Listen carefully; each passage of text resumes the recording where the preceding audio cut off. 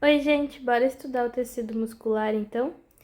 Ah, vou pegar os slides da minha professora, o nome dela tá aqui, então, direitos autorais. Para a gente começar, a gente tem que revisar tecido muscular. A primeira ideia importante é lembrar que ele é só um dos 3 tipos de músculo que a gente tem. O primeiro, a gente tem o nosso músculo cardíaco. O segundo, a gente tem o nosso músculo liso, como por exemplo no intestino. E o terceiro tipo é o nosso músculo estriado esquelético, que é o que a gente vai estudar hoje. É aquele que é responsável por fazer os movimentos voluntários do corpo, porque o nosso músculo cardíaco é involuntário, ele vai bater sozinho, e o nosso músculo liso no nosso intestino, que vai fazer as nossas contrações intestinais para funcionar, para o intestino digerir, também é involuntário. A gente funciona, ele funciona sem ele pedir. Então, por que a gente estuda o músculo estriado esquelético separado? Porque ele está responsável pelo nosso movimento voluntário do corpo. A gente comanda ele, ok? Por isso que ele é importante. Então, quando a gente vai fazer atividades como caminhar, levantar objetos, falar e manter a postura, ele recebe esse nome. Então, ele vai ser composto por 2 tipos de fibras: as vermelhas, que vão ser responsáveis pela contração lenta, atividades a longo prazo, como manter a postura, como falar, como correr em grandes distâncias, e fibras brancas, que vão ser responsáveis pela nossa contração rápida do corpo, como por exemplo só piscar, porque a gente controla isso. Então ele recebe esse nome porque quando a gente vai observar ele no microscópio, ele tem fibras transversais assim. Essas fibras aqui, que cada uma, se a gente observar bem de pertinho, vão ter características distintas. Distintas de quem? De outras células do corpo. Então, ele vai apresentar estriações transversais que são bem visíveis, que são resultado da organização interna das proteínas contráteis que vão estar dentro dessa fibra muscular. Esse tecido ele é formado por células extremamente especializadas, chamadas de fibras musculares esqueléticas. E diferente da maioria das células do corpo, essas fibras são muito longas, podendo ter cerca de até 30 centímetros ou mais. Essas fibras, tá, podendo ter vários centímetros, são multinucleadas, ou seja, elas têm vários núcleozinhos, vários pontos de DNA, material genético. Onde esses núcleos na nossa fibra muscular vão estar presentes? Eles vão estar na periferia da nossa célula. Quando a gente vai ver no microscópio, a gente observa uma fibra muscular, a gente observa que esses núcleos, essa célula multinucleada, geralmente vai estar com os núcleos bem encostadinhos na membrana plasmática da célula. Por quê? Porque essa característica de múltiplos núcleos ocorre porque quando a gente estava no desenvolvimento embrionário, várias células precursoras do nosso músculo estriado esquelético, que eram chamados de mioblastos, são as células que vão originar os nossos músculos enquanto a gente está no desenvolvimento embrionário, os nossos músculos estriados esqueléticos. Os mioblastos, eles eram várias pequenas células que se juntaram todas elas e formaram uma única célula grandona, mas cada uma tem o seu núcleo. Então, elas podem ter juntado sua membrana, podem ter juntado o seu citosol, mas os núcleos ainda estão aqui formando uma célula maior que depois disso, vão originar a nossa fibra muscular madura. Então, em primeira etapa, esses mioblastos vão se fundir. Essa célula que recém foi fundida vai ser um miotúbulo, e quando ela começar a fazer suas funções contráteis como um miotúbulo maduro, ela vai virar, então, depois do nascimento, uma fibra muscular. Enquanto a gente está no desenvolvimento embrionário, isso aqui, tá? Em primeira, segunda e terceira etapa. Dentro da fibra muscular, existe uma quantidade de estruturas uma grande quantidade de estruturas cilíndricas chamada de miofibrilas. Óbvio, porque uma fibra muscular, ela parece mais ou menos assim, não é? Isso aqui, uns 30 centímetros, vamos dizer. Essa miofibrila, isso aqui inteiro, toda fibra muscular, internamente, é uma miofibrila. E mais internamente ainda, a gente consegue ver que ela é cilíndrica, tá? O que ocupa praticamente todo o interior da célula?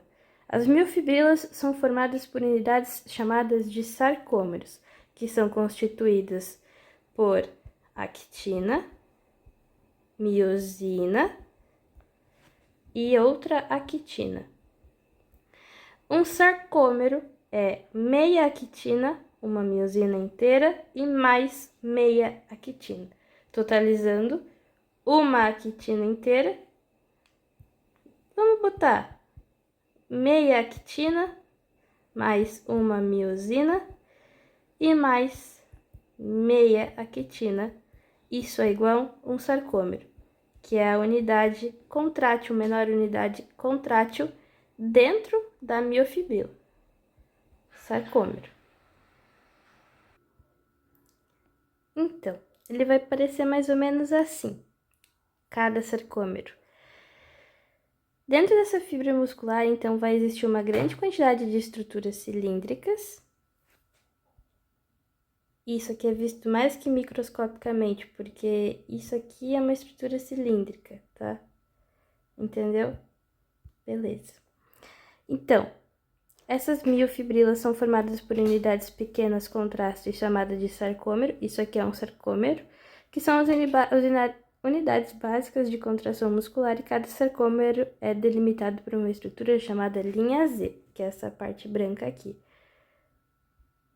A linha Z vai ser responsável por manter cada actina no lugar, para que ela deslize sobre uma miosina e volte para o lugar. Elas não podem se encostar, senão elas iriam acabar se grudando. Então tá, entre essas linhas existem regiões onde ficam organizadas as proteínas responsáveis pela contração, a actina e a miosina. E essa organização extremamente regular é o que gera esse padrão de faixas claras e escuras observadas no microscópio, formando as estriações características desse músculo esquelético, a miosina e a actina. Então, dentro desse sarcômero vão existir dois tipos principais de filamentos proteicos, os filamentos finos formados pela proteína actina e filamentos grossos, tá? Que vão ser da proteína miosina. A interação entre essas duas proteínas é responsável pela contração muscular, porque durante a contração, as cabeças da miosina se ligam à actina. Cabeças, porque uma miosina microscopicamente, ela parece assim. E a actina só vai deslizar até um ponto, até aqui mais ou menos. Então, ela vai deslizar sobre a cabeça da miosina. As duas actinas vão deslizar sobre a cabeça da miosina até aqui e depois vão voltar para o seu lugar. Então, durante a contração, as cabeças da miosina se ligam à actina e realizam o movimento de puxar elas. A miosina vai pegar esses filamentos de actina e vai puxar até um determinado ponto, tá? Então, fazendo com que esses filamentos deslizem uns sobre os outros. Esse mecanismo é chamado de teoria de deslizamento dos filamentos, e o resultado desse processo é o encurtamento do sarcômero.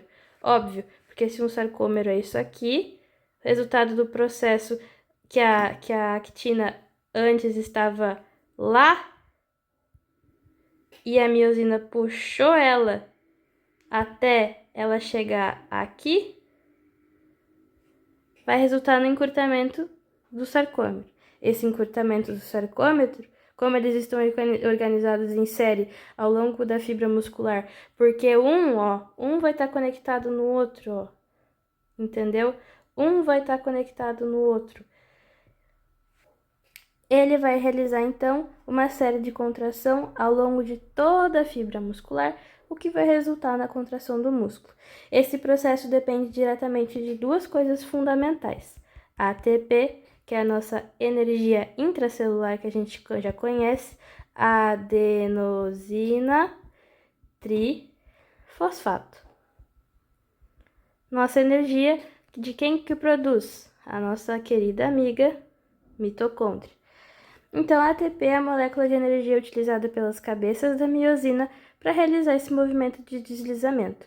Sem ATP, a miosina não consegue se desprender da actina, o que explica o fenômeno de rigor mortis, que é o que acontece depois que a gente morre.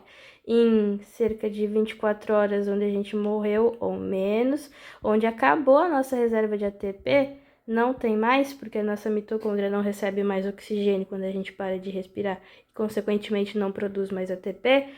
O que acontece? Ocorre esse fenômeno após a morte porque o ATP esgota, beleza? Então tá, e aí já não gera essa questão de não acontecer o desprendimento da actina e da miosina, e aí a actina e a miosina não voltam para o lugar, o que faz com que a contração se mantenha e não volte ao estado normal de relaxamento do corpo, tá?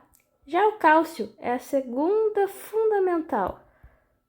Cálcio é a segunda fundamental para isso. Na verdade, é a mais fundamental. Não sei qual que é a mais fundamental do que a outra, mas ambas as duas são importantes, ATP e cálcio. Porque o cálcio vai fazer a contração e o ATP vai fazer com que a contração aconteça. Beleza. O cálcio ele funciona como um regulador do processo contrátil, porque em repouso o cálcio vai ficar armazenado no retículo endoplasmático de dentro da célula, de dentro da fibra muscular, que no músculo, o nosso retículo endoplasmático se chamará retículo sarcoplasmático. O que tem dentro do retículo sarcoplasmático? Cálcio, que é uma versão modificada do retículo endoplasmático presente nas fibras musculares. Quando ocorre um estímulo nervoso, isso é um neurônio. Quando ocorre um estímulo nervoso lá, isso aqui é um axônio, tá? O estímulo nervoso lá no meu cérebro, através de um neurônio motor, porque os neurônios que estão conectados ao meu músculo são chamados de neurônios motores, vão transmitir a informação lá do meu cérebro até o meu músculo, por uma junção que vai juntar o meu neurônio com o meu músculo. Vamos dizer que isso aqui é a membrana de uma fibra muscular bem grande, tá? Então tá. Quando ocorre um estímulo nervoso, o neurônio motor libera um neurotransmissor. Libera um neurotransmissor chamado acetilcolina. Na junção entre o nervo e a fibra muscular. Junção entre nervo e fibra muscular tá aqui. O que vai acontecer? A acetilcolina, essa junção entre o nervo e a fibra muscular, é chamada de placa motora ou junção neuromuscular. A acetilcolina vai se ligar a receptores que estão na membrana da minha fibra muscular, tá? Provocando uma alteração elétrica. Aqui é a acetilcolina. Ele vai se conectar no meu receptor que está na minha membrana plasmática da minha fibra muscular. Esse processo de quando a acetilcolina se conecta ao receptor vai liberar, então, vai provocar uma alteração elétrica na minha membrana, tá? E vai acontecer uma despolarização do sarcolema, que é a membrana plasmática do músculo, da fibra muscular. Esse sinal elétrico vai se propagar rapidamente pela membrana, ao longo da membrana. Depois que o conector encontrou a acetilcolina, esse sinal elétrico que o receptor vai liberar vai se dissipar por toda a membrana plasmática, todo o sarcolema, toda a membrana plasmática da fibra muscular. E aí, o que vai acontecer? Esse sinal elétrico se propaga rapidamente pela membrana e penetra no interior da fibra através de estruturas chamadas túbulos T, que, ao longo da membrana da fibra, são invaginações da própria membrana plasmática da fibra muscular, que vão aqui, ó. Aqui tá a membrana. Isso aqui, ó, aqui estão os fosfolipídios, tá? Aqui é a membrana do músculo, da fibra muscular. Membrana do fibra muscular. E aí tem alguma invaginação, tá, da membrana. Que essa invaginação da membrana para dentro da célula é chamada de túbulo T. Para dentro da célula, para dentro da fibra, tá? Esse túbulo T vai estar passando próximo ao nosso retículo sarcoplasmático. E dentro do nosso retículo sarcoplasmático tem moléculas de cálcio. Então, o meu neurônio, lá no meu cérebro, vai dizer, preciso contrair. Vai transmitir a informação até a placa motora ou junção neuromuscular. Vai liberar acetilcolina em cima da membrana da fibra muscular, sarcolema. A acetilcolina vai encontrar receptores que a nossa membrana da fibra muscular possui para acetilcolina. Esse receptor vai transmitir uma despolarização da membrana, o que vai transmitir um impulso elétrico para todo o resto da minha membrana e que vai chegar até as invaginações que a fibra muscular tem, que alcançam lá dentro do citoplasma, porque isso aqui todo é citoplasma da célula muscular, da fibra muscular, tá? Que vai alcançar, vai passar esse impulso para dentro do túbulo T, e o túbulo T vai emitir uma resposta para o retículo sarcoplasmático para que ele faça a liberação de cálcio no meu citoplasma. Esses túbulos, então, levam o sinal até o retículo sarcoplasmático, que vai liberar esse cálcio para o interior da célula, para o citoplasma. Quando o cálcio entra no citoplasma da fibra muscular, ele vai se ligar a uma proteína chamada troponina. Se liga a uma proteína chamada troponina, beleza? Esse cálcio mais a molécula troponina, proteína troponina, que faz parte de um complexo regulador, né, localizado nos filamentos de actina, que não precisa saber, em condições normais, outra proteína... Ixi, agora vai ser difícil. Por quê? Como que ele vai acontecer essa ligação? Não vai acontecer no citoplasma, vai acontecer lá no sarcômero. Miosina e 2 filamentos de actina. Tá? Beleza. Vai acontecer lá no sarcômero. A actina, esse cálcio livre que chega lá, ele se liga à troponina. E essa proteína troponina, essa daqui, ela tá fixada ao longo do filamento de actina. Ela tá aqui, ó, como se fosse receptores. Quando o cálcio chega até ela, se liga a troponina. Beleza? Eu vou tentar explicar de outro jeito. Essa aqui é a miosina. Ela é assim porque ela tem 2 cabeças. Embaixo dela tá a actina. A actina parece um colar de pérola, assim, ó. Tem várias, ele é meio que bolotinha, tá? Em cima dessas bolotinhas, tá? Vai estar uma corda, que é a tropomiosina. e a troponina.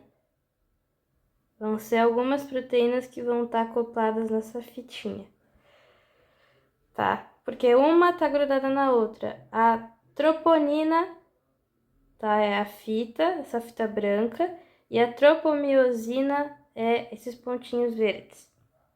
Então, essa fita branca aqui, ela se move, porque quando ela vai receber o cálcio que foi liberado pelo retículo sarcoplasmático vai chegar aqui e vai se unir nessa fita branca, tá? Que é a troponina.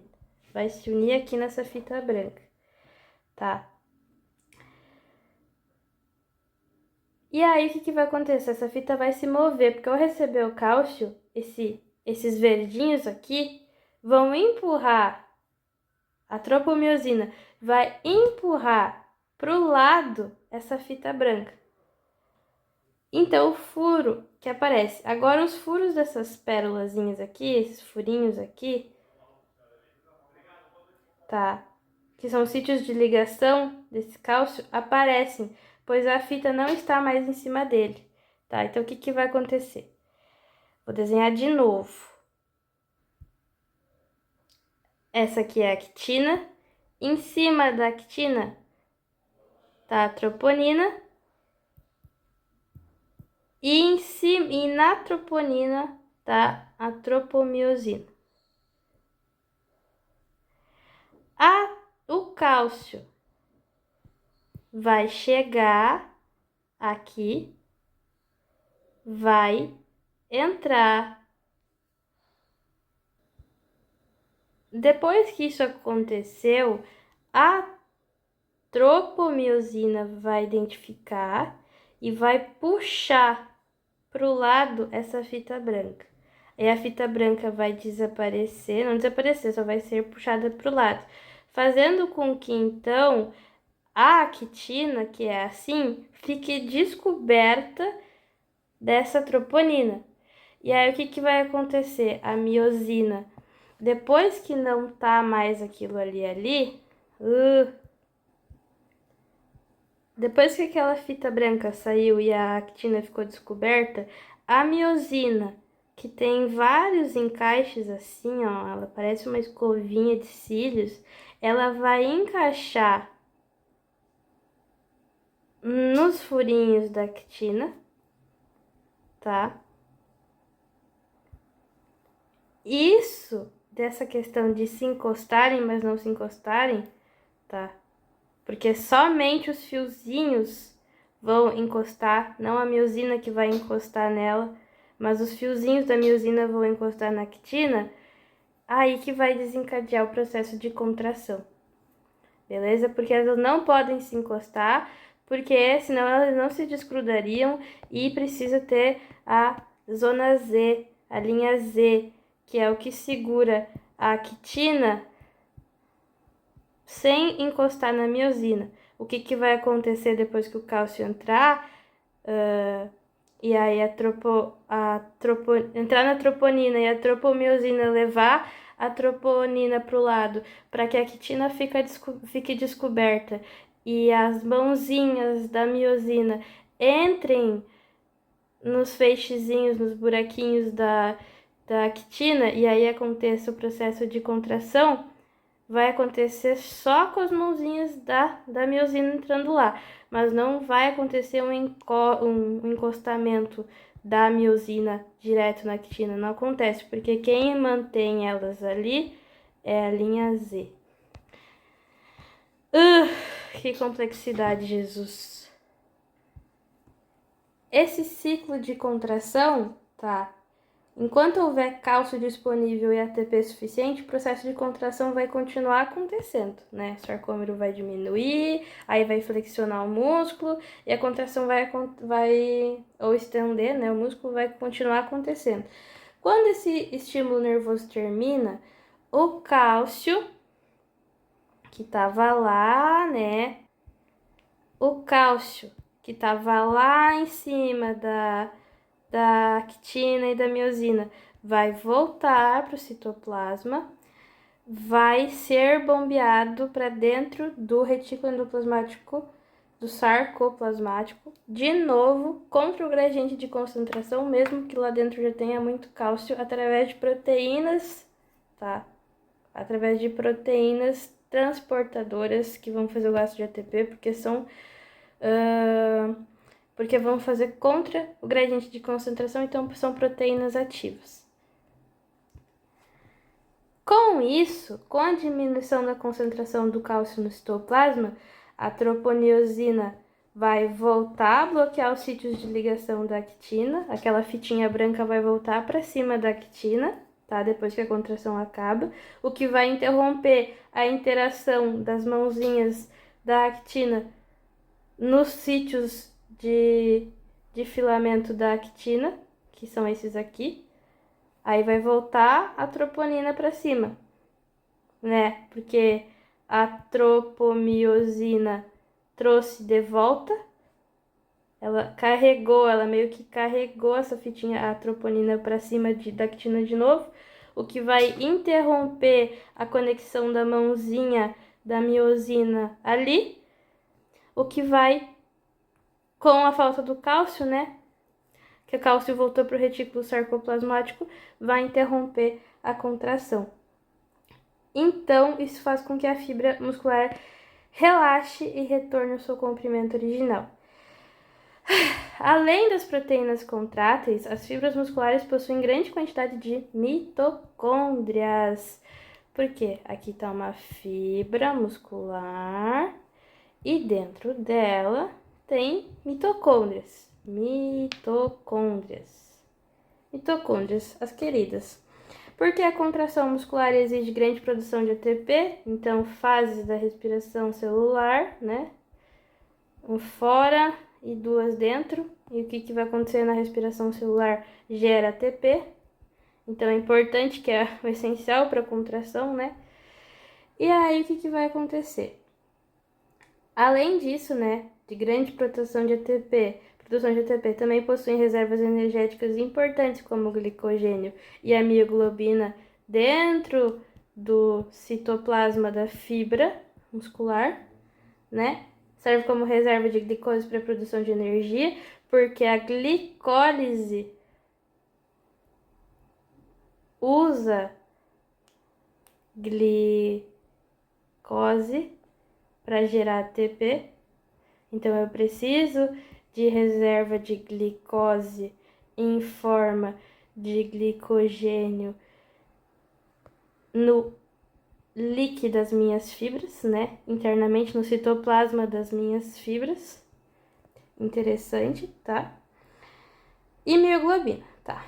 O glicogênio serve como reserva de glicose para a produção de energia, então, enquanto a mioglobina, que também está no citoplasma da minha célula, é uma proteína que armazena oxigênio dentro da célula muscular, facilitando o metabolismo aeróbico durante a atividade muscular, né?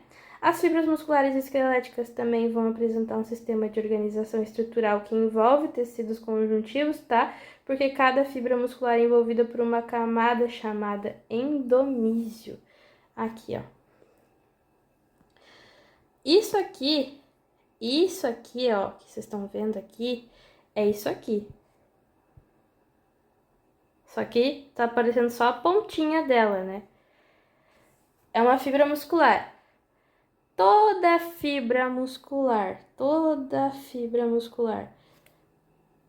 vai ser envolvida por uma camada de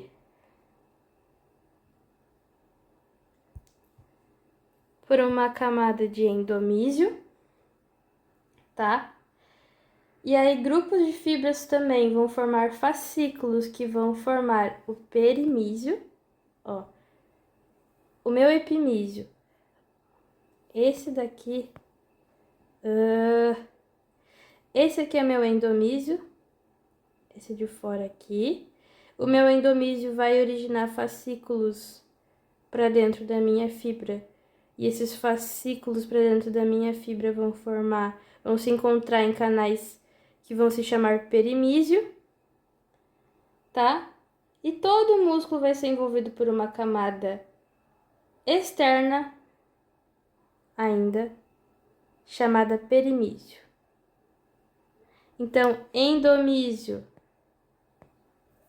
é dentro, aqui. Essas lacunas, se vão formar lacunas, é o perimísio. E fora é o epimísio. Epimísio aqui fora. Perimísio é o que faz as lacunas. E endomísio é a camada que reveste cada fibra muscular dentro, tá? Eu tô falando que a fibra muscular é isso aqui, ó. É isso aqui. Isso aqui é o que eu tô desenhando. Isso aqui que eu desenhei é isso aqui, ó. Isso daqui. Não é isso aqui inteiro, beleza? Ou seja, cada coisinha dessas aqui, tá? Ela é envolvida por uma camada de endomísio. Cada fibrinha muscular disso aqui é envolvida por uma camada de endomísio. Que essas fibras vão formar grupos, tá? Que são grupos de fibras que formam fascículos que são envolvidos por perimísio.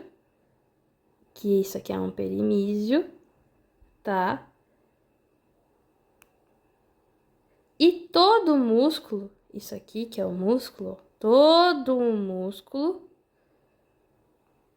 será envolvido por uma camada de epimísio. Então, uma fibra muscular é envolvida por um endomísio,